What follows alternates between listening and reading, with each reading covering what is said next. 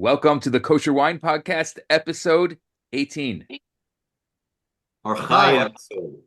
And what a hi. special guest, the legendary Amichai Lourie of Shiloh Winery. Welcome. Thank you very much. It's been we've been trying to get you on, but you're such a hard worker, a workaholic, I think some may say that you're hard to pin down.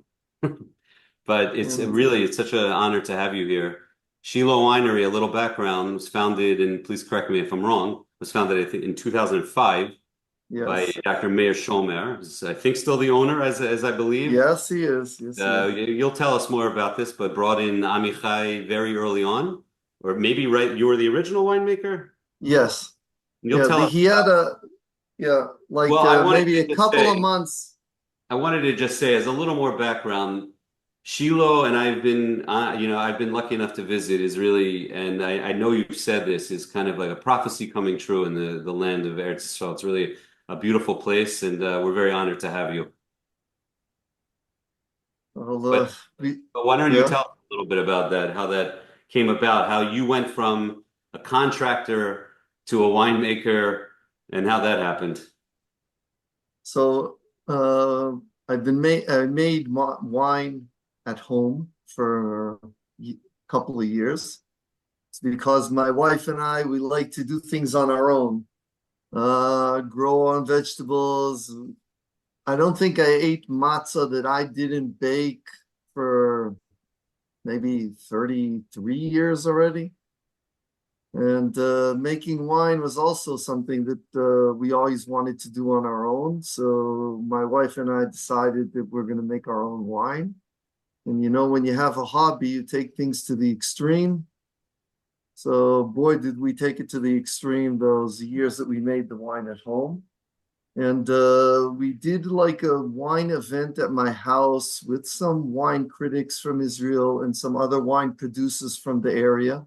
This must have been in 2004, I think 2005. And Meir, that just opened up the winery, didn't even harvest yet anything, just opened up the winery in Shiloh, was at the dinner, tasted the wines that we made at home together with a lot of other wines and wine critics. We had a great dinner. It was an amazing evening. And he said to me, why don't you turn your hobby into a profession? And I thought, wow, okay, that's cool. I'll continue doing what I'm doing. And I just broke my wrist and my arm. So I said, you know what? Let's make wine while I'm doing everything else. And I didn't understand that it's literally like quicksand. Once you get sucked into it, then that's it. And obviously, I had to stop everything else I was doing because making wine in a larger scale is like overwhelming. And we started small, about 40,000 bottles a year. Now we're close to 500,000 bottles a year. Wow. This year we're down actually because of the war, but um, How did you make that transition from making wine in your house? Who helped you in that early stages? Like, were there other winemakers so close with? when you make wine, when you do something as a hobby, you take things to the extreme. So for years at home, we would experiment in things that were a lot of things were unconventional, but when we saw the results and we were getting these amazing reviews from so many people that really know wine, when I started making wine at the winery, so I continued doing things that are a little bit unconventional. I remember we brought in outside experts, to help me out, to taste, to see if everything's going. And I would tell people I'm doing something like this. I said, nobody does it like that. So, okay, before you say it's not good, let's just taste the result and see if it's working. And I think that actually even today, we're doing things that aren't not like everybody else does. And so many years of making wine, and every year we try to do that much better. And I think the drive that when you start something as a hobby and you have to prove yourself to everybody else and you continue with that drive all the way, The results are amazing, and we're surprised time and time again how much there's to learn and how much you can improve. And I think the results speak for themselves. Thank God. Can you give us an example of something unconventional that you do? Oh, wow. So there are so many things that from work in the vineyards, okay, that we've been using, for example, natural compost in the vineyards way before it was very common. And it took me a long time, years actually, to slowly convince all the farmers that we're working with that it's worth it. Not just that it makes the wine better, but it also makes the farming that much easier. That's and many other things, doing things in the vineyards different. And I can tell you that still, I don't think there's a year that I don't have many experiments going on of doing things a little bit different in the vineyard and in the vineyards.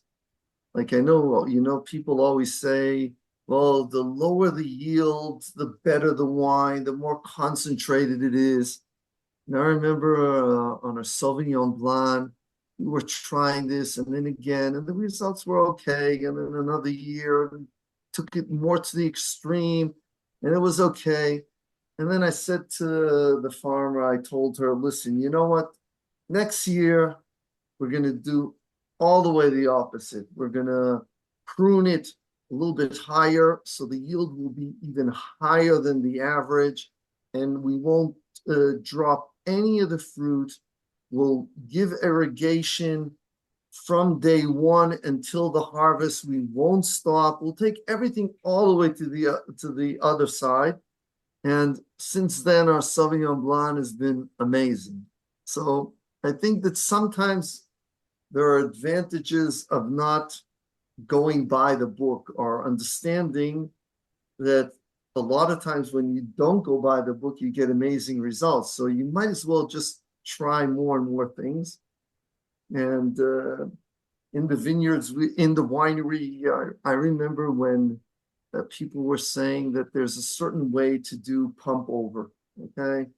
And there's no way you can break the cake unless you do ABC. And we found our own way how to do it. And I remember we had an outside expert come in, and he insisted that there's no way that this is true, but he's not Shomer Shabbos. So I had a ladder that's a little bit further away from the tank so he can climb up and see it without touching anything. And I showed him how I was doing it. He said, boy, you know what? It works, and it works even better. Topping barrels. I mean, we came up with an invention of how to top barrels that much faster, that much easier with one hand, and we can get done that much more than the average worker can do or doing in other places. And probably many other things. Well, I mean, your new winery, besides being beautiful, is I think a design and efficiency. And I know one of the things that I know you pointed out to me when I was there was the fact that the catwalk above the tanks now allows you to not have to climb ladders, and you can move so much more quickly between the tanks. Because I know that you're well known for having hands-on with everything in the winery. And it's so much more than that. And, thank God I have some young guys, especially my son, that I already learned that I shouldn't be afraid that an old timer like me should say, what is my dream? Even though it sounds insane, because sometimes it's so much simpler than you think. So, for example, for me as a winemaker, it's extremely important to be on top of every single tank at least once a day during fermentation, because there are subtle things that you can detect only if you're on top of the tank, pumping over or smelling what's going on, feeling feeling the fermentation, and you can make subtle changes or even major changes that you can't do if you bring to the winemaker with a glass to test it in his tasting room or lab. And it got to the point that it's in a way with a catwalk that brings me on top of every single tank very easily. But not just that, I don't need a person to help me. I mean, it's okay. I have an easy way to open the tank, and I can change the thing that sprinkles all the wine automatically. So I have everything that can do automatically whatever I want, but I can do it on my own. I have my son put something in my phone. I click, I turn it off, change the pipe, put it on, click, turn it. I don't have to call anybody, don't have to do anything. And then I can mix, I can smell, I can feel it. I have to drop the temperature 2 degrees. No problem. Turn it off for a second, change the temp. Everything is done on the spot, very easy. You know, I just saw a video, must have been like a month or two ago, of an amazing winemaker. I think David Laziano, the new winemaker at Herzog. I mean, this guy is like off the charts. Amazing. And I saw him saying that they have, what's her name? The winemaker, Elise. Right. I forget her name. I'm so bad with the names. You know, I get mixed up with my children too. We're all getting old. We're all getting old. We have to get her. We have to get her name. She's also doing amazing work there. And he mentioned that Alicia Wilbur. Right, Alicia. So he mentioned in the video that although they bring him wine from the tanks during fermentation to smell, to evaluate, to get decisions, but she goes on top of every single tank because there are things that you can detect only if you're on top of the tank on the spot. And I've been doing this from day one at the winery. And this means even if I harvested all night, because almost all, 99% of the grapes that we harvest are at night. It means I worked all night. Okay, I'll doze off in the car for 20 minutes, get a power nap, and then back at the winery. And it doesn't matter, no matter what, every single day, at least once or twice a day, I'm on top of every single tank. And they're doing it there at Herzog. It's important, you know, only if you do it, you understand how important it is. That means somebody that isn't doing it doesn't understand doesn't know what he's missing, okay? Doesn't know that those subtle little changes and differences can make a big change. Just by seeing the skins, you know, sometimes one of the decisions or one of the difficult decisions is when to separate the skins from the wine towards the end of fermentation or after the end of fermentation. Sometimes you just let it soak for another couple of days. Sometimes you even separate the wine from the skins, even though the fermentation isn't over.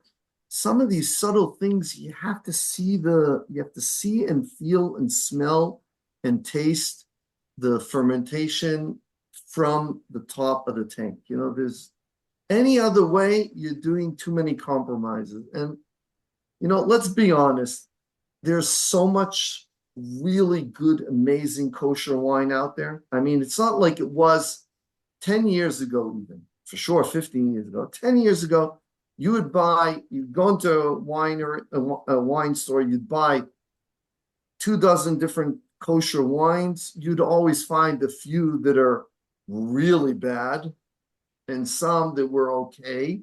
And some things the prices just didn't match the wine. Today, I mean, you have to work very hard to find a bad wine. I mean, people understand that competition is, in Chazal say, kinat sofrin tarbeh chokhmah, right? The jealousy between scholars brings a lot of wisdom. So I said the jealousy between all the kosher wine out there now makes me want to improve even on this tiny little things because like somebody says to me, you saw it was we we're actually now able to automatically pump over the tanks, even to the point like my son hooked something up that I can even decide that during a certain part of the fermentation, I don't want to mix it once every couple of hours for 15 minutes or whatever it was, like the Shabbos clock did, all these timers. Now the timers are, everything is digital. So I can decide that once an hour, once every hour for 30 seconds, it's going to pump over, just wet the cap. And once every 2, 3 hours, it'll give it a 5 or 6 minute cycle. This has nothing to do with me also manually doing this and smelling and feeling. But these subtle little things, do they make a big difference? Probably not a big difference. But those tiny little differences today are much more important than they were years ago. And the reason is when you have such competition, then you want to be that much better, right? If somebody saw me doing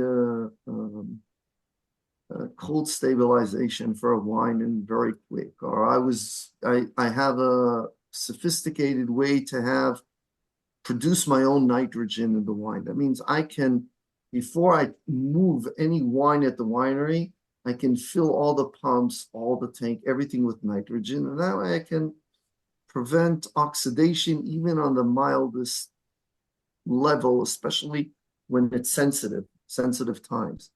Does it make a big difference? Probably not. But does it make a difference? It sure does. And these little things, I think are extremely important. It's so important that we're always looking, okay, what are we going to improve this year? What are we going to focus on this year? What are we going to do a little bit crazier? So Well, we did this. I'll disagree that it's hard to find bad wine. There's plenty of bad wine. I think there's plenty of bad wine. That was the only thing I It's disagree not with. what it was. You have to admit one thing. It's not what it was 10 years ago. I mean, Right. 10 years ago, if Yeah. you spent $30 10 years ago, maybe 5 or even 8 out of 10 weren't worth the $30. Do Okay. you find something I hear all the time recently, because I know there's international studies showing this. Do you find that in the younger generation, people are buying less wine, drinking less wine? Do you see that? I mean, look at your winery. You've multiplied, thank God, tremendously. So you obviously don't see that, I guess, on a personal level, but do you hear that? Do you believe there's truth in that? You know, And the the, follow-up question would you see that, let's say Israel versus America, like or elsewhere in the world? sometimes it's also, you hear it a lot in politics, but a lot of times um, the noise is not the truth. Mm. Okay, because the noise is what's interesting. So you make a lot of noise about something, but honestly, that's very, very far away. And I think this is a perfect example. Like people are buying less wine. So I don't know. I don't see it. My colleagues for sure don't see it. I don't say that there aren't times where, the average person would buy for Shabbos a wine for $40, and now things are a little bit difficult, so he's buying for 30. Okay, these are ups and downs, economy, it always happens. But people that are buying less wine, or now, oh, I'll buy a wine that doesn't have alcohol in it, or drink. It doesn't match the numbers, let's be honest, but it's something to talk about, and people are looking to talk about something. Oh, it's a great idea. Some guy starts talking about it, more people talk about it, but is it backed with truth? There's no news. If a dog bites a person, it's not really news, but if a person bites a dog, then there's a lot to talk about. But how many times that has happened? It doesn't happen a lot. I love to just double down on that question for a moment. From what I understand, 80% of Israeli wine is sold in Israel. That people think that a lot of it is exported, but not as much as people think. How has this year affected your wine and the wine sales, being that most of your Well, wine, I'm assuming, is sold in Israel? for us, we more or less split it in the middle. It means we give half export and half in Israel, which means nobody's happy. Because our distributor in Israel wants all our wine, and our distributors outside of Israel want that much more. So we have to decide, and we're very careful not to grow too quickly because I still feel I have to be hands-on. I still want to taste every barrel. I want to be in charge of every blend. I want to be at every single harvest from top to bottom. So we're growing gradually. And I don't see numbers going down. I actually see that the demand is even higher, okay, in general. Don't forget that there's also a shortage because Shemitah was much less, or we made just a little bit of a Ter Mechira, but we made much less. So we're out of a lot of wines, and the market, even in Israel and outside, are waiting for the 2023 to be bottled. We're going to have to get our shelf space back. So that's in general. But the war itself had a tremendous impact on everything. So first of all, let's not forget that hundreds of thousands of people are on the front lines. When you're on the front lines, or if your wife is at home, you're not drinking wine. So there's no tourism, almost close to nothing. Your average customer that you were talking about, that age, are either in Gaza, in Lebanon, or anywhere else, working very hard. And by the time they get home, very rarely, you're not drinking that much. And so there is an impact. But in general, because the demand is higher and higher, so we're okay. I mean, we're still out of a lot of our wines. But it's challenging. It's challenging also because this current vintage that just ended, the vintage of Chagei Tishrei from August till October. So unfortunately, we were supposed to make much more wine, but because a lot of our farmers have been on the front lines this past year, so they didn't tend to their vineyards. You don't tend to your vineyards, there are no grapes. I mean, I have vineyards that we didn't even harvest, not even one grape. Because listen, the guy's in Miluim, nobody to do the work properly. All you need is to miss a couple of times that you had to spray preventive measures or something, and I don't know, something happens and you're done. There are no grapes. I had vineyards that the guy couldn't come and even water his vineyards, and it was a relatively new vineyard. It was supposed to be the first harvest this year. No water in time. That's it. There's no fruit. So we're down like, I'm trying to lie to myself and to say 30%, but the numbers are closer to 40% down in the harvest season. That's a major blow, because don't forget we're in a new facility and I have to make that much more to cover it. So I'm not embarrassed to say the hard truth is that the 24 vintage, although it was amazing in quality, like for me, it's like the legendary 2017 that was for us. I mean, it's like amazing quality.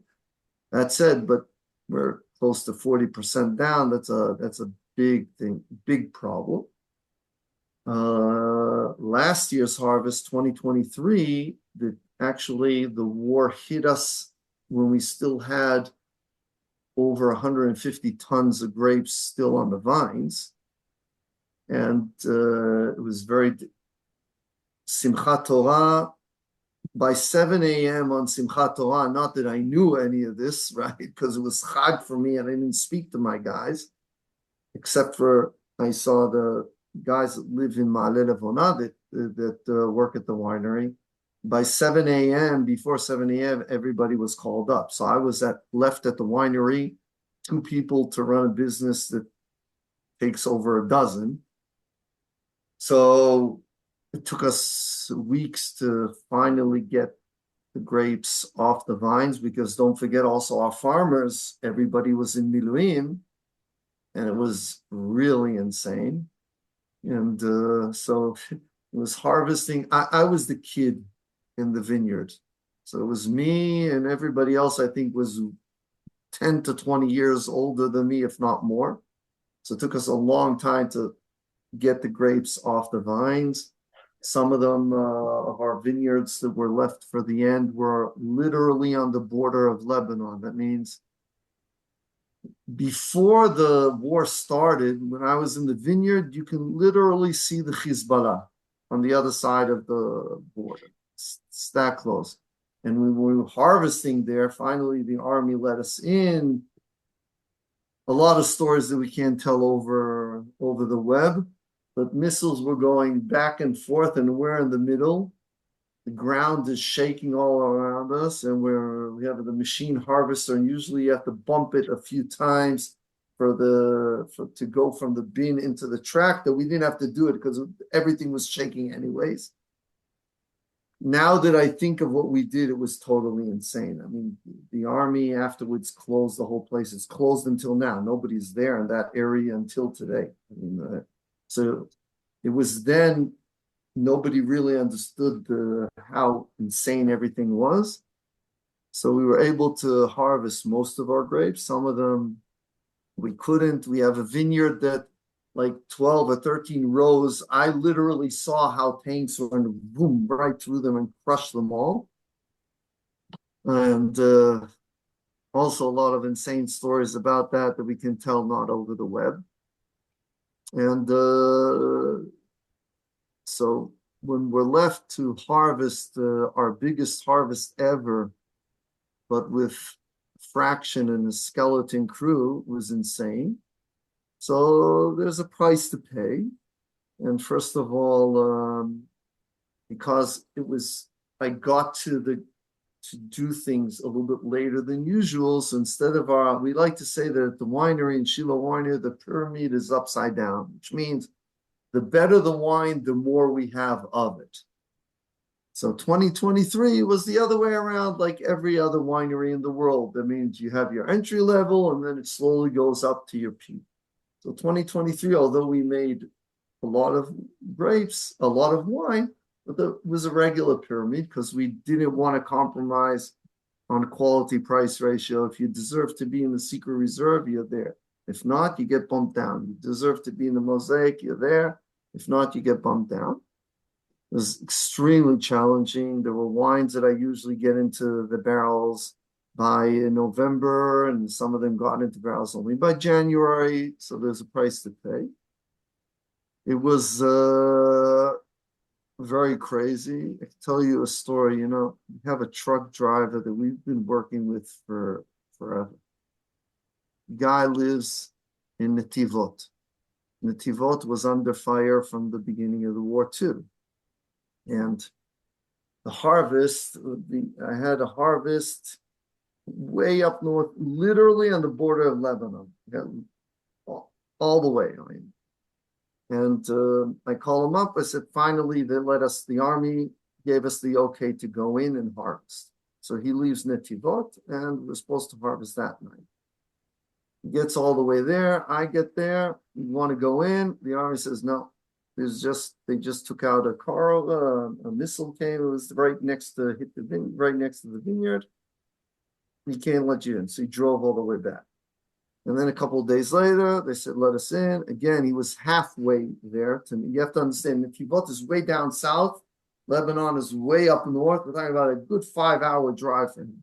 This time I caught him in the middle, where they said to me, no, sent them back. And then finally, on the third time that we were there, we harvested first light instead of all night. And then they let us in. We harvested. We brought the grapes, got back to the winery. We get back to the winery. he backs up with his truck, and he's a very nice guy. Sometimes he takes the forklift and he helps us unload the thing. So he's unloading the grapes and putting it in our new, we have a, Baruch Hashem, we're in a new facility. Everything is much easier, and he's putting everything ready next to the destemmer. He already knows our thing. And he looks at me and says, "Where's everybody?" I said to me, "What do you mean, where's everybody?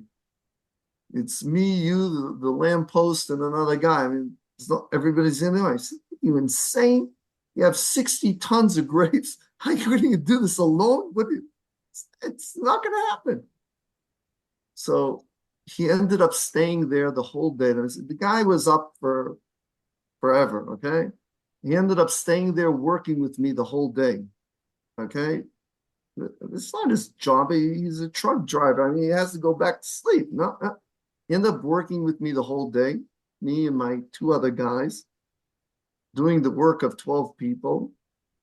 And at the end, he went into the truck at the end of the day, slept. He has like a bed in back of his truck, slept for an hour or two, and then went home.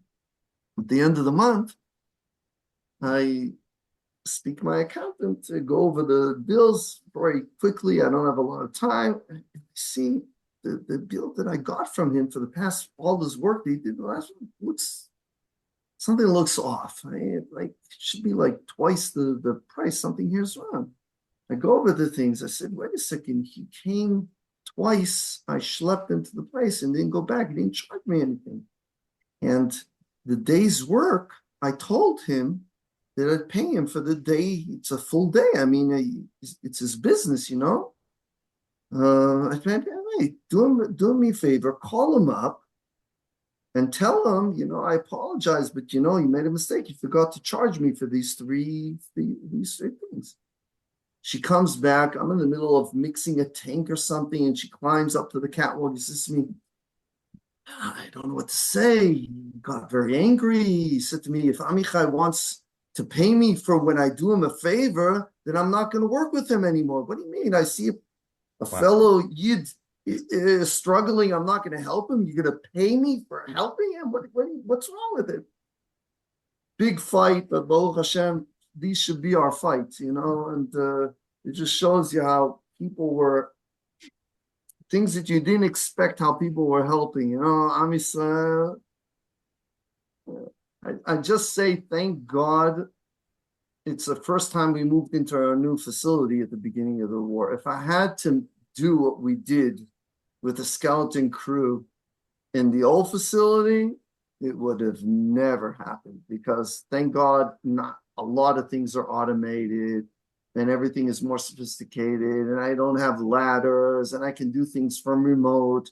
So I could get that much more done with so many less people. So Baruch Hashem, the challenges were insane. And but Baruch Hashem, we're able to do it. And I don't know how to say this, but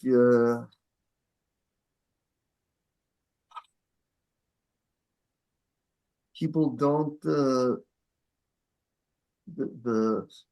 insane stress that while you're doing this insane work, the toughest time of the year, okay, an insane responsibility and challenge that there is of making wine on a normal year. And can you imagine to do that when all your workers are in Gaza? Okay. Second day, one of your farmers, which is a Bov Yosef Ran, was the founder and commander of the special mobile unit in Duvdevan. And he was killed on the second day of the war. This is a farmer that he popped by Motzei Yom Kippur to help us harvest at his family's farm, which is our main farm. And word is coming in of so many people that I know, friends, sons of good friends of mine that were killed, and the word is coming in, and you have to continue doing what you're doing when you know that you're very close family. My nephews, my cousins, my son-in-law, all the workers at the winery, that some of them I literally know are my neighbors, that I saw them. I was at their bris, okay? I mean, they're my children's age, and I know their family, that they're my neighbors. These three of the people that work with me are my children's age. I know when they were born. I saw them their whole life, and I know that they're now in Gaza doing the craziest things. And you have to keep everything in motion. It's insane times, you know.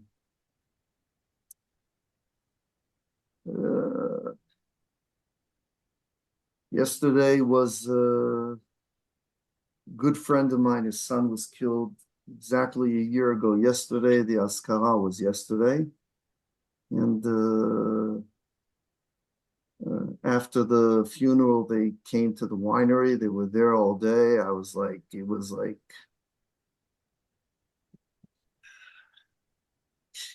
can you imagine the insane feeling when a father comes to me afterwards and gives me a hug and says to me, thank you? I was like you think that you know, they say en davar shalem milev shavur, right? It's a Chassidish saying, right? There's nothing whole or more complete than a broken heart. Boy, I don't believe in that anymore. Not just that your heart was broken so many times, it's just you can't even see the pieces anymore. Like these little things that happen, these times are so challenging. And on the other side, you see all these, how people are stopping everything that they're doing in their life and just doing so much to support and help Israel. It's like for a person like me, and I see like, I don't know, just spoke to Gabe Boxer. Okay? And the guy literally dropped everything he was doing and doing everything just to help Israel. Right? One Israel Fund and everything that they're doing. Amazing organization. I mean, the things that they did in the past year and a half are like unbelievable. Unbelievable. Like, and most of the things we can't even talk over the web, but I can give you a small example. We came up with an idea. There are like 10 homes that here in Ma'ale Levona, right next to Shiloh. We renovated them for planning for when people come to the community to see the communities, to have a place to rent out until they decide if they want to live here or not. So it was almost complete.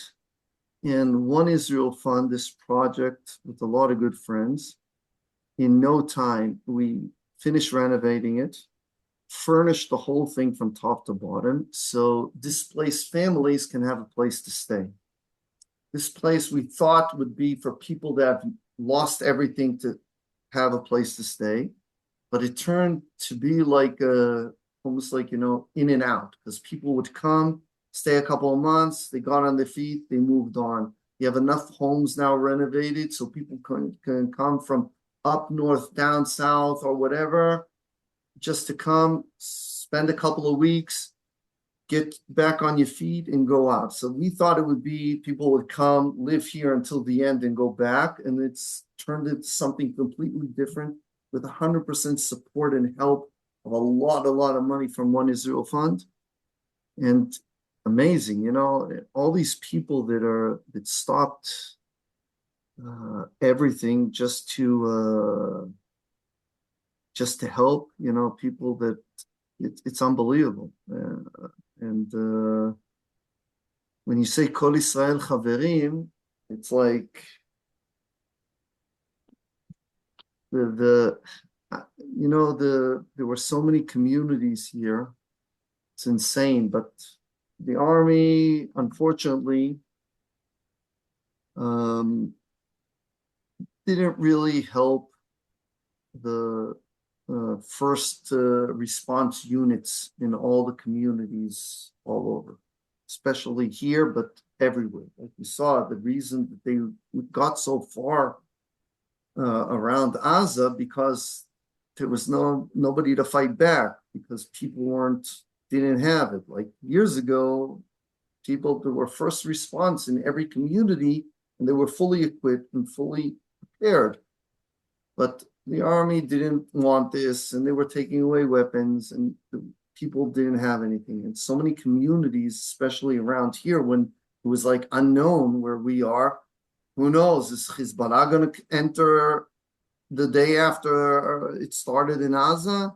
Yes or no? Here, was it going to be a whole big thing? Yes or no? No, there wasn't normal equipment, zero night vision equipment in so many communities. And I called up relatives of mine in the States. And I said to him, ABC we need. It's urgent. And before you know it, I thought it would take time. Like in no time, it was bought, put on an airplane, and here in no time. Did you see how fast the community in Boca, the Frying Goldberger's community there, how fast they got together, so much help for people here in Israel. It's like in no time, everybody was supporting everybody. And Chazal say if two people walk in the desert, one person has in his bag bread, food, the other one doesn't. They both went into the desert the same way with a full stomach. Who gets hungrier first? The guy that has nothing will be hungry much faster than the guy that knows, I don't have to worry, I have something just in case if I need it. The feeling of the hakarat tov, of the attitude of gratitude that I personally have for the unbelievable support from so many people here in Eretz Yisrael, people helping each other, and the people that helped us from out of Israel, it's unbelievable. I'll tell you something, you're not going to believe this. We have one of our hechshers at the winery is Harav Ba'abad Partikov, a Haredi Rav, old Harav Ba'abad, lives in Brooklyn.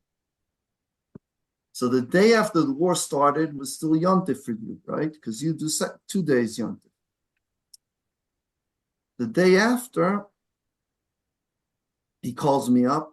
I was in the middle, it's insane here what's going on. I barely had a few seconds to talk to him. I said, thank you for calling. I don't have time. I'm in the middle of, and then he calls me a few days later again and again until he got to talk to me for a few minutes. I was on my way to back from a harvest in the middle of the night for him today, spoke to him. I lost the time has got all mixed up for me until today. Must have been like a couple of weeks later, he shows up at the winery with his son. I mean, the guy must be 80 years old, plus minus, I don't know. Okay. Shows up with his son without even telling me, shows up at the winery. I mean, nobody's moving anywhere, nobody's doing anything, right? Everybody's scared. And the guy hops on a plane, this Rav, from Brooklyn, comes with his son to Eretz Yisrael. I said, where did you come from? I spoke to you on the phone. I heard I heard you. I had to come. It's like, and when he saw what was going on, and I didn't even have, even when he was there, I didn't have that much time to be with him or to give my attention to him or anything. And he's offering to help me at the winery. I mean, it's like, can you imagine the feeling of all these people that every now and then people call you up out of the blue and what's going on? And it's amazing, you know. It's like I think it's important that Wow. people know how grateful that we are that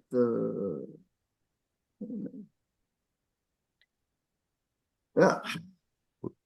We always we always say that one of the most beautiful ways that we can connect to the land as Jews of the diaspora is buying Israeli wine. After listening to you now, I feel like this harvest that's coming out now, it's going to be the most cherished, the most cherished to connect not only to the land, but the difficulties and the challenges and what it took to put out these bottles of wine that are coming out right now is unbelievable. uh, we just read Kol dmei achicha zoakim elecha me'adama. So many things that you stumble upon on that. There's from Jews have a forced break once a week, right? So even in difficult times when our head is completely away, but sometimes you have to force yourself to understand the Shabbos. And then you have no choice but to pick up a book because you're not going to use your phone, or you're not going to watch television, or you're not going to work, right? So, and then even the simplest things in Parashat Shavua or Haftarah, that book that you're actually reading now, things have different meanings.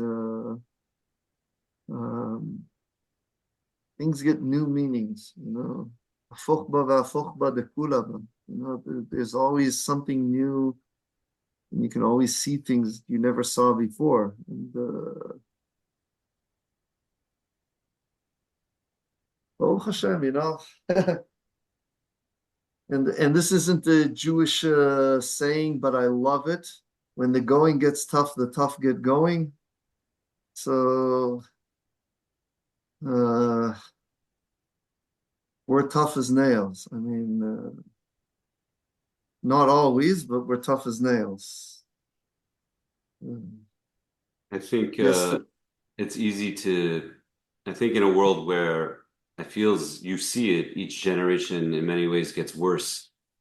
I see the opposite in the nation of Israel. And this generation, incredible sacrifice of this generation, the young generation, it's it's incredible. And I speaking as someone who is American by birth and have lived my whole life here, the exception of yeshiva, I think that the outpouring of love and support that Israelis, I hope, have felt from Chutz La'aretz it's just because we feel helpless to our brothers and sisters, and anything we can do.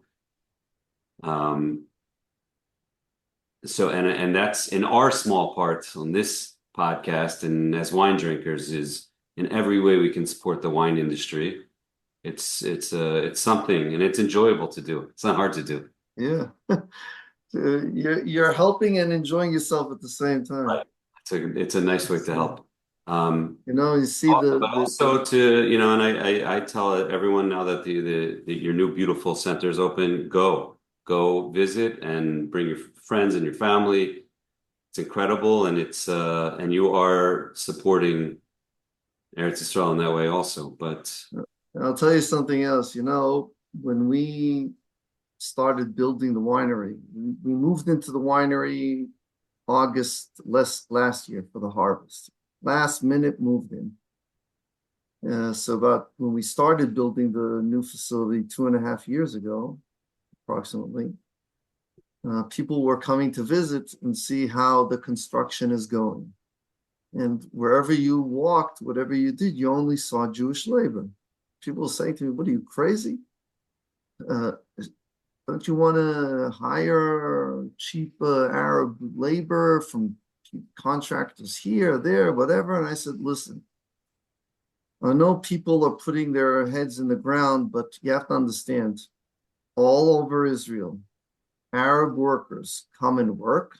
They're done working, they get paid, but they also get paid again by selling information to terrorist organizations."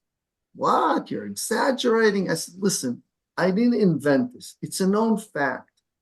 For every single day, they come back and they say, that family has a car. That family has a dog. He carries a gun. She doesn't. In this area, there's nobody between that and that hour. It's empty. There's more security. They have a safe room." And people saying to me, "You're insane. You're exaggerating. You don't want peace." I said, "It doesn't have anything to do with it. It's being realistic. You do not let a wild animal in your house if you know that he's not going to kill you now, he's planning on killing you later. You're exaggerating, you know what I'm talking about." And then the war started.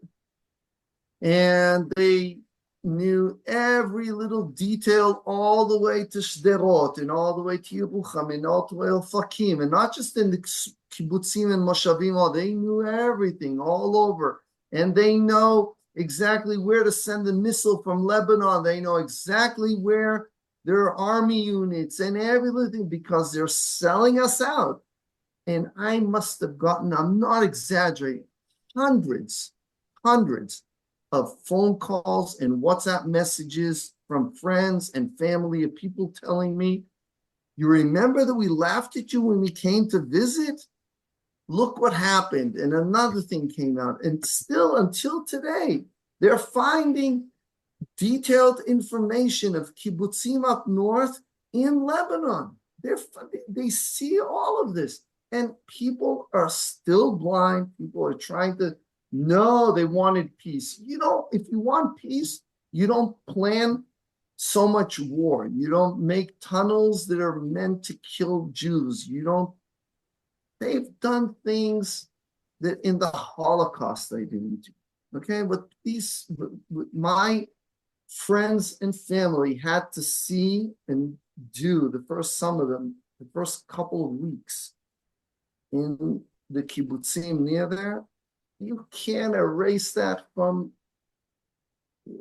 These things are like, find me one Chassid Umot Olam in Lebanon or in Gaza, one that helped.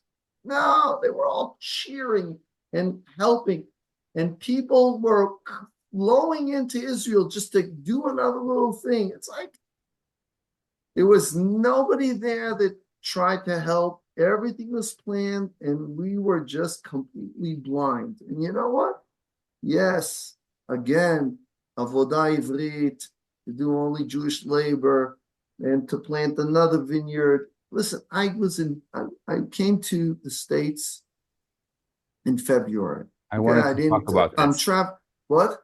I wanted to mention this, that But the that protests that they when did. we went to that event in February in New Jersey, and we were greeted on both sides by people screaming, and finding out that why were they screaming? Amichai Lourie was there. And you saw they spent maybe hundreds of thousands of dollars to publish boycotting Shiloh, boycotting Amichai Lourie. I got threats. I still get threats to my life on my phone, on my email. It's not spam. It's like threatening me. I stole land. I'm doing that. Why do you think, why are you chosen? Because there's so many other Israeli wineries. Why did they pick you? Well, maybe because we just built a new winery and it's near an extremely wealthy Arab community, is not far from there. And they have money to spread lies. And people say to me, "Did you really steal the land?" And we're gathering around me a group of guys, and you could see that like most of them were on the left side, okay, of the And some of them were saying, maybe the protesters have something. If you really stole the land in your winery, the new winery is on Arab land. I said, listen, first of all, I bought and paid for the land. I paid the government, and then I paid Misrad Kalkala for the, because it's an industrial zone. And then I paid for that. Everything was paid from top to bottom. But I said, you know what? Listen, they said I stole land. And, I really feel bad for them. So, you know what? By next time when I come back to New Jersey for a wine event, I'll try to do better and steal a little bit of Arab land so that at least they won't come out as liars, But you don't have to Right. go far in Jersey. I think also, I think part of it, Phoenix. I think part of it is that you are a well-known face. You're a well-known face. You're because you're such a hard worker and because you're constantly, if you're not in your winery, you're promoting your wine and you're a well-known face. I think you're an easy target on that level. No, you know what? I welcome the target. Let them do what they're doing, and I'll do what I'm doing. And there's a saying, "Od bait ve'od etz." That means we're here to stay. We're not going anywhere, right? We're not going anywhere. Kenny and I are convinced that there's like 4 or 5 doppelgangers of you because you're everywhere. There's no way that you can be in so many places at once. Yeah, I have a twin or a clone. Yeah, that reminds me. I have twin cousins. Okay, one of them is literally on the front line, and he's in his 40s already. From day one, zero, almost no time at home with him. Okay. Amazing things what he's doing. He dedicated his life to the safety of Eretz Yisrael. Okay. And his twin brother, they're both commanders in the tanks, Shirion. Okay. One of them that's been there from day one until today is very high up. And the other one, when they expelled the Jews from Gush Katif, he was in the army as a commander, in his keva, he signed up and he's in the army theoretically forever. And he sent a letter to his commander. No fuss, no internet, no nothing. Very quietly said, listen, I live wherever I live. We're not going to mention places. He said, listen, the people that live in Gush Katif are my family, and I can't expel them.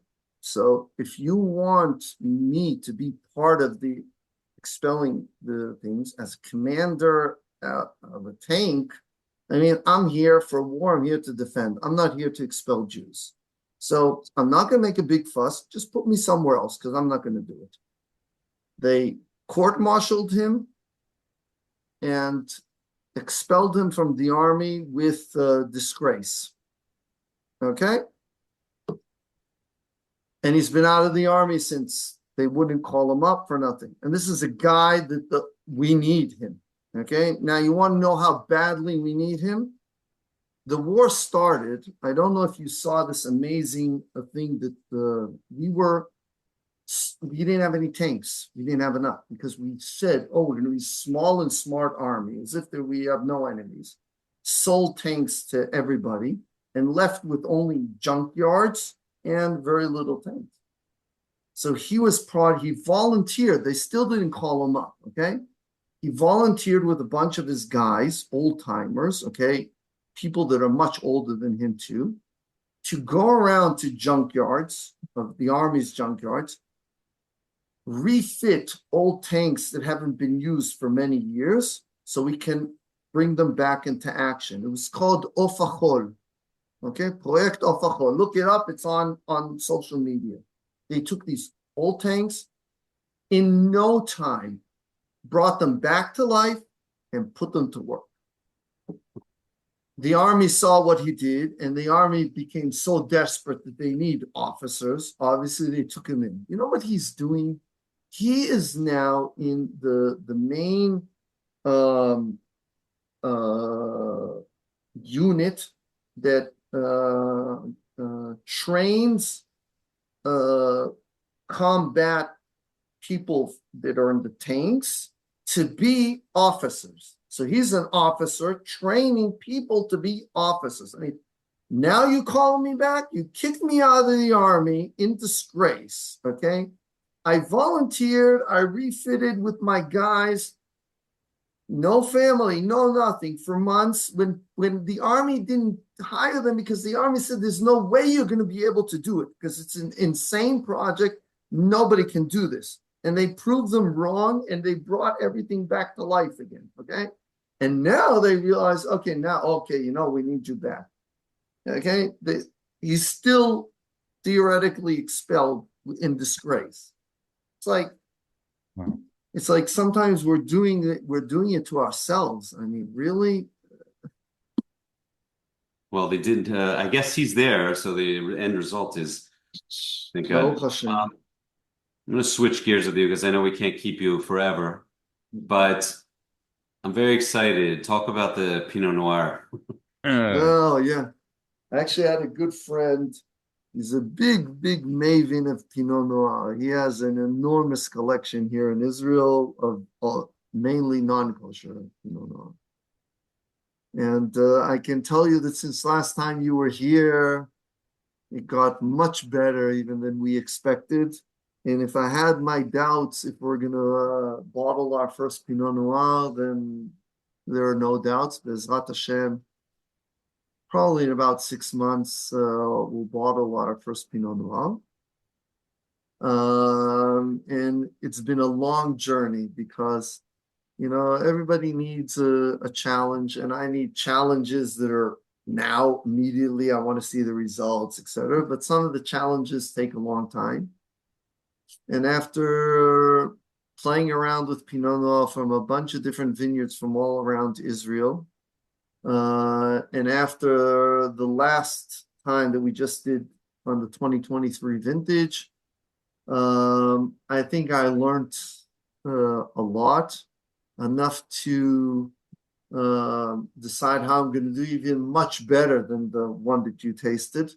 And we, Baruch Hashem, planted a vineyard probably in the ideal best location possible in Shiloh, coming out of the breeze, coming out of the valley of Shiloh on a northern slope, like a dream come true for any winemaker. And Bezrat Hashem, in about 5 years from now, once we harvest the new vineyard, it'll be even that much better. We harvested this vineyard with Ira Rapaport and his son, Yisroel Rapaport. Ira Rapaport is an amazing, amazing guy. Okay, he's also a tour guide. I think he's 70-something years old. He's the first person that planted. Listen to this, listen to Schut, it gives you the chill. It gives me the chills even to mention it again, even though I said this so many times. He's the first Yid to plant vines in the Shiloh region, in the Shomron, Binyamin region, since the Galut. So when the Navi says, עוד תטעי כרמים בהרי שומרון נטעו נוטעים וחיללו, okay? The Navi was thinking about Ira. Now, can you imagine the privilege and that I felt to come with my grandchildren to help him plant a Pinot Noir vineyard next to those vineyards that he planted?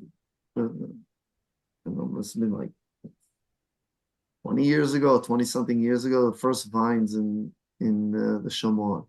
So hopefully, Bezrat Hashem, it'll be also amazing wine. And then he takes me when we're done planting the vineyard, and we're climbing a mountain, on a little bit higher to the north. Okay, we're climbing up like this. He's taking me through rocks, through this. It's all no man touched it for over 2,000 years until he came, and he shows me an ancient wine press that they found, also ceramic leftovers there, that dates back almost 3,000 years. We're talking about till the time of Yoshua bin Nun and Mishkan Shiloh. So when people came for 369 years, year after year, to do Korban Pesach in the area there, you can imagine the quantity of wine that you needed in the region in those days. And that's why you can find so many ancient wine presses all around that date back thousands of years. But this is one of the oldest ones ever. So you're planting a vineyard, Pinot Noir in the ideal place ever, with a person that's the first one that planted vineyards in the Shomron since Churban Bet HaMikdash. And it's a walking distance from a wine press that probably, if not Yoshua bin Nun, then Eli Cohen made wine there. You imagine that, and then people say from the river to the sea. I mean, this is why I love what's wrong with you? This is why I love wine so much, because there's no way to connect to Jewish history, to the land, to we honor Hashem with wine. Like there's absolutely to be a Jew, the wine experience and listening to you, it just reminds me of how incredible it is to live in this time and to live in a time where we can plant vineyard, Let me give you a little in the tip. Shomron. Amen. Amen fast. Yeah. I'll give you a little thing to take home with you. Okay. I try to tell people that there's actually only once a year where if you don't drink Israeli wine, you're a hypocrite. Why? Because only once a year you really have to say bracha me'en shalosh after drinking wine. Because every time it can be part of a Suda or whatever, but there's only once a year that you have no choice, that you have to drink the Revi'it and you have to say bracha achrona. When is that? Once a time a year? The fourth glass of Leil HaSeder. So why are you a hypocrite if you don't drink Israeli wine? Because it says in bracha me'en shalosh, at the end we say, Ve'al eretz tova urechava, right? The land, the good land, the wide land, sheratzita v'inchalta labotenu, that you gave it to our ancestors, Parshat Shavua now, right? Okay, gives you the chills. על ארץ טובה ורחבה, שרצית והנחלת לאבותינו לאכול מפריה, to eat from its fruit. Right? So at the end of the bracha, you can decide to say, ועל הפירות או על פירותיה, if it's from Israel, if it's not from Israel. But the middle of the bracha always stands. So if you're drinking wine from Italy, from France, from I don't know where, okay? And you're saying, ועל ארץ טובה ורחבה שרצית והנחלת לאבותינו לאכול מפריה, from its fruit. I mean, Kadosh Baruch Hu is just telling you what to do. You're grateful for what Kadosh Baruch Hu is giving you, but you're not taking it from the land that has the blessing. Makes no sense. I say that maybe we should have a minhag, okay? Like my father-in-law, Zichrono Livracha, according to Shulchan Aruch, Sfaradim, how does Birkat HaMazon end? For Ashkenazim, how does Birkat HaMazon end? Hashem ozamoiten, Hashem varech tamam v'shalom, gesundheit, we're done. Now, Sfaradim are very makpid, okay? A lot of them, or maybe old-timers, I don't know, that Birkat HaMazon ends with Baruch Atah Hashem borei pri Elokeinu melech olam borei pri hagafen and bracha achrona. Like I remember my father-in-law having a tiny little revi'it to the shiur that's the minimum because he wants to drink at the end of Birkat HaMazon a revi'it yain and say bracha achrona. So I say like this. I have an idea. Let's spread the word. Every Motzei Shabbos we do Havdalah, right? Let's do Havdalah with Israeli wine. Let's drink Revi'it. And let's have a little bit of kavana now more than ever, and say bracha achrona, ועל ארץ טובה ורחבה שרצית והנחת על אבותינו לאכול מפריה.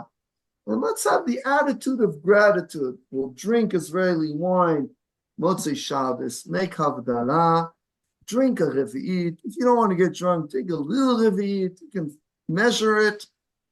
And let's be grateful that we're here. And we're here in Eretz Yisrael. I think it's a wonderful tradition. I think it's a really Maybe great. it'll be as strong as the RCC. It's a really Now that's a revolution, right? yeah. Mr. Horowitz made a big revolution in kosher wine with the RCC. Let's make another revolution of bracha achrona of Havdalah every Shabbos in every Jewish home. Wow.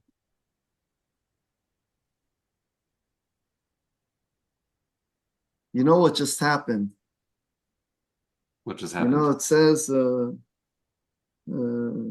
we say at the end, Pitum Aktoret. It says, the Braita says, Hakol Yafel Absamim. What's Hakol Yafel Absamim? There are a few different reasons, you know, either when you talk, then it makes it a little bit damp, so it's good for the Bsamim, or because Hakol Yafel Absamim, it's the rhythm, right, of when you make the Bsamim. But the other part of the Braita says in certain Kitvei Yad, Hakol Yafel Absamim, Hashtika Yafa Layayin, that wine needs silence. So people have asked me many times, you know, if I'm the wine, you know, if there's Daf Yomi wine, they always say, can you come and tell you what you think? So, Hashtika Yafa Layayin, I like to see that first of all, it is when you drink a really good wine, then suddenly there's silence in the room. Or if what we just did now, we said something interesting about wine, suddenly all of us just were quiet for a few seconds, because wine sometimes puts you in the zone where you have to stop for a second. And that's what just happened. Amichai, you have a special honor to have the record of our longest episode ever. We're going to call this now the Kosher Wine Podcast Experience because it's going into 3 hours. Really? Really? No, it's not. Yeah. I could keep you here for another 2 to 3 hours because I have so many questions, but it's really been special to have you here. That was, I feel emotional now after listening to you. And I think the bracha for your winery is because of the way you run it and because of your connection to the Torah and to Hashem. And that's why you should continue to have bracha in your winery. And look at the vision of the founder, Dr. Meir Shulman. He came to Israel years ago, roamed the country, had a dream, and said, no, I'm going to do it in Shiloh. Why? Because this is where everything started. This is where our history started. This is where Am Yisrael started, the Eretz Yisrael started from here. This is where I wanted to, like, almost 20 years ago. Incredible. Somebody comes out of nowhere, and this is his dream. Obviously a visionary Amazing. to hire a guy that was just making wine in his house and then to strike gold with you. Yeah. I'm saying, you know, sometimes you feel the somebody pushing you in the right direction. Right, you know? right. So what do you? Bezrat Hashem, maybe next time we'll do this at the winery. So when the two of you come visit, then we can. Yes. Yes. Amazing. Absolutely. How do people? We were supposed to open up the visitor center almost a year ago. Like we moved into the winery in August last year, and we said we still have some work to do at the visitor center. really was last things, electricity, water, furniture, all kinds of stuff. Some windows that weren't all the way. And we said right after the harvest and after Yontif, everybody comes back from vacation of the contractors because we're doing everything with Jewish labor. We say we have 2-3 weeks left of work. We'll do the grand opening towards maybe the end of November, maybe for Hanukkah, done. But because we did everything with Jewish labor, then we couldn't finish those couple of weeks of work. Ended up dragged out almost a year to actually finish it so we could open the place, because every time I needed to do something, we wanted to finish it. He's in Gaza. Oh, they just let us out to Gaza. He came to work, put up something with the windows. The day later, he was called up to Lebanon. The person that was doing finishing the ceramic tiles was in Gaza until literally a couple of weeks ago. When I was there in January, and this is 10 months ago, it was so close to being done. That's what I'm saying. It was close for almost a year. It was like close. Just I had zero hands to do it. It was like impossible. When did it open? We opened it for Sukkot. Sukkot we opened. How do you get there? Like, how do you book an appointment? Like, I feel like as a diaspora Jew, we feel like I don't want to bother you, but I know you want us to come. So how do you do it? So I'll tell you what we decided like this. Even though most of our customers are in Miluim, and even though people aren't going out as much, and for sure there's much less tourism people coming, and so we decided the place will be open every day from 10 to 5. Tours, wine tastings is always there. I just hired a very nice lady that's taking care of it. So every day from 10 to 5, the place is open for tours and wine tastings. Hopefully soon we'll also have some food next to it. And people can also book events for the evenings. I mean, you want to do something in the evening, you have to schedule in advance. But every day, if you come, the place is open for tours. Please come. No need to book. So come. Come and visit. Yeah. I plan to take you up on it soon. And I can't send people fast enough because it's really a really special, beautiful place. It's all about stories. I'll tell you a funny story. Couple of maybe a month or two after the war began, this guy knows I like a certain kind of coffee. I'm like a little bit insane when it comes to coffee, right? But there is a kind of coffee. I'm going to cut you off for a second, and I wanted to say this the whole time. As you're a friend now, but I've followed you for years, and the way you handle everything in your life is why your wine is so great. Also, because you're OCD with your food. I noticed that with your coffee when I was there. And I'm the same, which is I have an affinity for you. But I saw when I walked into the winery and I saw the coffee, and I was like, I'm in the right place. And I know he's a great chef also. He's not going to say so, but he's a great chef. I see his creations. Yeah, come to next time you'll have come dinner. Yeah, I need to come eat there. I need to come eat also. Yeah. Go ahead, sorry. So I had a friend that knows that the friend comes by to the winery. Again, like it's maybe a month and a half into the war. Everything is still totally insane. And he shows up at the winery. He didn't even say anything. He shows up. And he gives me this bag with the coffee that he knows. I said, what? He said, yeah, I came in yesterday. I'm flying back tomorrow. The main reason is to bring you coffee.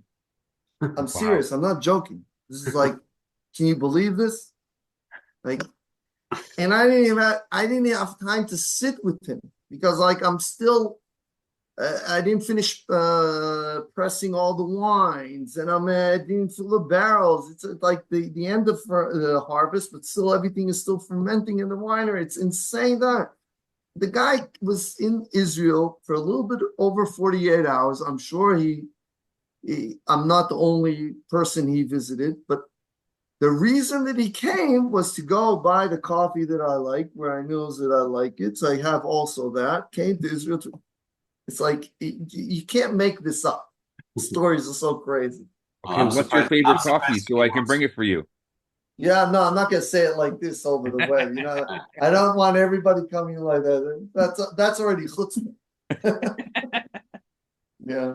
All right, Amichai, so, thank you so much. And Take care. Thank you very much. Bracha v'atzlacha.